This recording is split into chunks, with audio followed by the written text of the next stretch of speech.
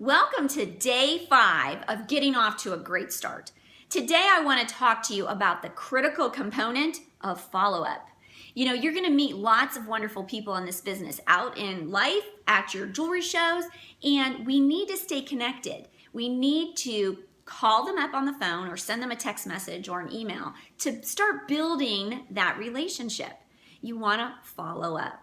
You want to stay connected with some really great customers who could then turn in long-term to a hostess and then maybe further down the line, a prospect. So you never know where that's going to go. So we want to follow up with our customers. So what does this mean? First of all, if a customer or somebody just gives you a call and they leave a message on your phone, maybe they have a replacement exchange problem or they have a question, make sure that you are calling them back within 24 hours.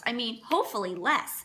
So if you are not someone that is attached to your phone, then you need to make it a habit to check your emails, your Facebook messages, what's happening in your Facebook group, and your messages on your phone and your text every day so that you can, at one point, respond to everything. Now, another quick point. With the message on your phone, make sure it says your name. Something like, "Hi, you've reached Julie David, your favorite jewelry lady with Premier Designs. I can't answer the phone right now, but please leave a message and I'll give you a call back as soon as I can." If Premier calls you with a lead, a prospect, a customer that needs help, they will not leave you a message if your name isn't on your message. So you need to do that. And it's just common courtesy when somebody gives you a call that they know they've reached the right person. So make sure that you have an updated message. Now, when do you need to follow up? Okay, well, number one, if you have a prospect, right, and she's watching the video, she was at your jewelry show and she's watching the video, and you're going to talk to her about it, and she says, "Yeah, you can give me a call and ask me those 4 questions." Do it within 2 days and make sure you do it. Call her up. She told you it was okay. That's why I always like to ask people and set a date and time for me to call, because then I feel really comfortable calling them up. I don't feel like I'm bothering them. We set an appointment time.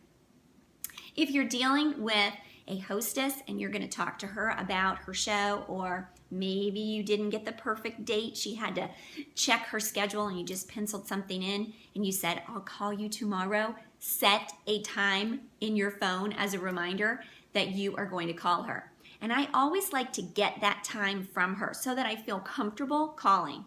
"Is it okay if I call you around 2 o'clock?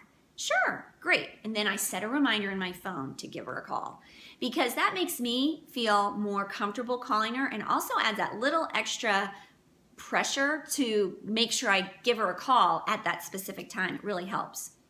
So another thing we can do is we can follow up with our customers.